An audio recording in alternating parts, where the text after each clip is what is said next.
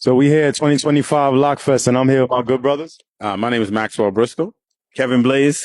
So just tell us a little bit about what y'all got going on here, y'all company, and where people can find you. Okay. My name is Maxwell Bristol. I started Bristol Media Group, from a lack of representation in comics and all of that. And, to plant the seed in our children that they can do things besides basketball and rapping. You know what I'm saying to you? We got Ryan Coogler doing big billionaire things, all these billion-dollar IPs, but it all starts with a pad and a pen and some creative writing. 10 times more easy for you to write a great story than it is for you to become an NBA player, you know what I'm saying, or a multi-million-dollar rapper, and all it takes is a pad, a pen, and an imagination. So this is my mentor. He actually started his company first, and he inspired in me, and the seed he planted in me, I'm trying to plant in other individuals that they could do our thing, especially brothers that look like us. Because I'm 48 years of age. I never grew up knowing that I could have that type of representation in the late 80s, early 90s. You know what I'm saying? You never thought a young black kid could make a comic book. We just had rappers, gangsters, and, ball players. Those were the idols in our neighborhood. But I formed Bristol Media Group. This is my, this right here is my first title called Race, Racially Altered Criminal Entities. And the log line for this is, what if the oppressed gain power over their oppressors? Will we destroy each other, or will a greater threat unite us all? And what's going on in this world, only those between the ages of 12 and 29 that are melanated across the globe, between the ages of 12 and 25, are gaining superpowers. So the powers that be don't want that. So they form something called race, racially altered criminal entities. We were labeled criminal entities, and we were racially altered. So they were going into comas and coming out with superpowers. So what's happened is the power structure of the world has changed. Africa has become the most powerful continent overnight, and everything's at 360. All the ruling powers are now afraid of losing their power because all these melanated individuals are now omega level threats worldwide, right? And then I also have this, which is my currently on Kickstarter. Kickstarter is about to finish, but this is Dr. Dolittle Jr. and the Creature Catchers, and this is my debut children's comic book. Now, this one you could give to any children, sons and nephews, sons and daughters. You don't have to worry about the subject matter. It's appropriate, age appropriate. Not too much violence and gore, no curse words or anything like that. I was very intentional about making that. But this is a throwback to like Saturday morning cartoons because I'm old school. And, TMNT is one of my biggest cartoon franchises that has influence on me. So this is the team of John Dolittle Jr., and this is the type of representation you get. This is John Dolittle. He comes from a long line of Dolittles that could speak to animals. But in this thing, you have Maximus Gorillicus, the gladiator gorilla, K-Dog, the ninja kangaroo, Trisha, the time traveler, the three-headed blue dog, Slasher, Basher, and Smasher, and last but not least, John Dolittle Jr. Join them on their journey to find the evil Dr. Moreau, find their parents, and find themselves along the way. Brought to you by Bristol Media Group, where imagination lives. Join us on our journey to tell amazing stories. Now, this is the original cover. This is my artist, Robert Nix. This is me, Maxwell Bristol, writer and creator. I own all these IPs. This comes from the public domain, which is Dr. Dolittle. That means anybody can write a story with Dr. Dolittle, and that story that you write, you can now copyright it. So anytime you see Dr. Dolittle and Junior and the Creature Catchers, know that that's my version of the remix of this character, and I own the intellectual property of this. This is the original cover with John Dolittle Jr. This is Dr. Moreau and his right-hand man, Da Vinci, this mini tiger, and this is a hogina. It's a hog-hyena hybrid. He makes hybrid monsters and sends them through time, and it's up to John Dolittle and Creature Catchers to hunt them down and find them.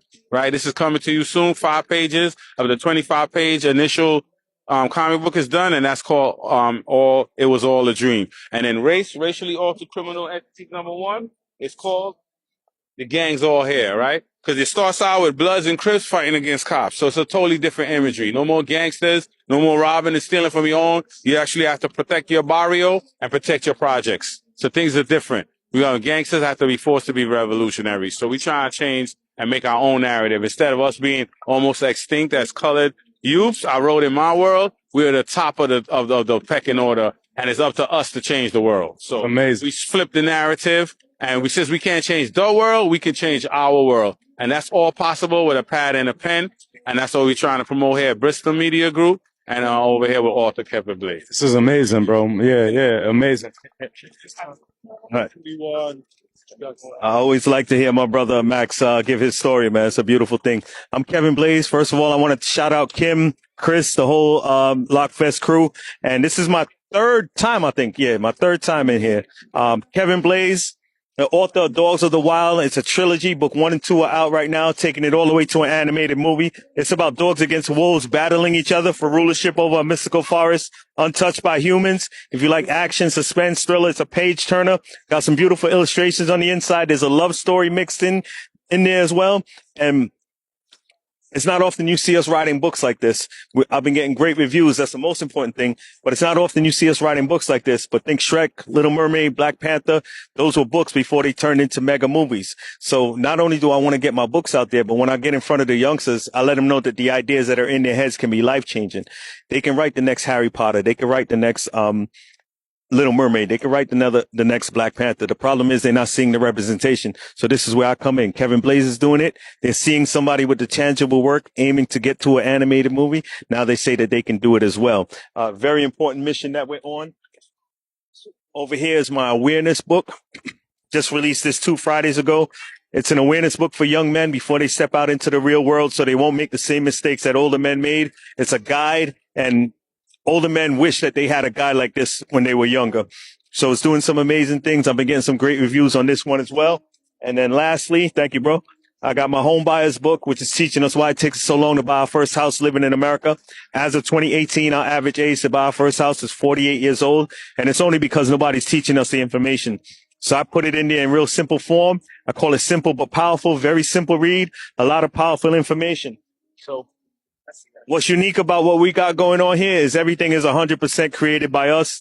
There's no AI. There's nothing else going on. Everything is 100% created by us. Authenticity.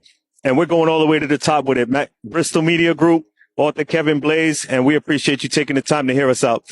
I'm a DOE vendor, and you can also catch me at Dogs of the Wild series on Instagram and at author Kevin Bkaize on Instagram. So educators, I have a creative writing course where I'm teaching the youngsters the components of creative writing, trademarks, NDAs, copyrights. I am trademarks. So not only do they create the work, they know how to protect the work, which is very important going forward. I appreciate you guys taking the time out to hear us. And thank you very much. This is such a wonderful thing, y'all. Yeah, no. That's all necessary. Yeah. Got to protect the work. You know? Yeah. So what initially inspired this? This is so good. So good. Like, it's very needed. And how's your experience as a vendor? As a vendor, it's been great. You know, people are, it's not something that you see often. Like you come out and you see 6, 7, 8 books. That's, takes you to the website. So it's a bookmark where you can have it. So it's not a normal thing. You come out and you see 6, 7, 8 books lined up. The first thing people want to ask is, did you write them or did AI write them? But no, we put the work in and people have been appreciative of it. They've been appreciative of it. And we have different genres too. So it's not just one style, but a vendor here at Locfest. Oh, this is so big. Yeah, I keep coming back. Yeah, and I just want to appreciate, let you know I appreciate your work. Thank you. And your dedication to the youth as well. And, I love your ideas, bro. I just wanted to tell you that.